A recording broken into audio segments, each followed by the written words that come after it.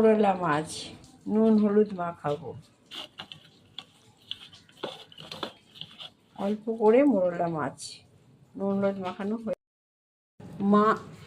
এটা হচ্ছে আলু আর আম সেদ্ধ করা আছে। রান্নায় লাগছে মিষ্টি, লঙ্কা গুঁড়ো, নুন, হলুদ গুঁড়ো, লাগছে সর্ষের তেল, 5 ফোড়ন, শুকনো লঙ্কা, কাঁচা লঙ্কা। এই হচ্ছে আজকে আমার রান্না। কড়াইয়ে তেল দিয়ে দিলাম,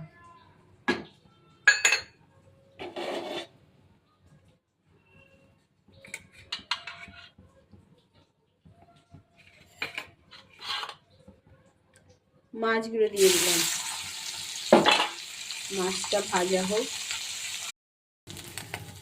দিয়ে দিলাম 5 ফোড়ন, শুকনো লঙ্কা,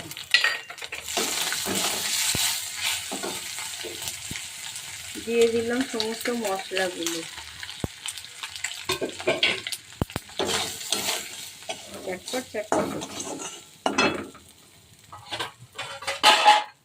দিয়ে দিলাম আমার আম আর আলু। জল দেবো না, একটা জল বেরিয়ে যাবে। এবার ঢাকা দিয়ে দেবো, কষে নিই। বন্ধুরা, হয়ে গেল আমার আম আলু দিয়ে মাছের ঝোল, মোরলা মাছের গা মাখা মাখা ঝোল। এই যে ফুটে গেছে, এক ফোঁটাও জল নেই, জল বেরিয়েছে। যাই বন্ধুরা, নামিয়ে নিচ্ছি। হয়ে গেল আমার আম আলু দিয়ে মোরলা মাছের গা মাখা মাখা ঝোল।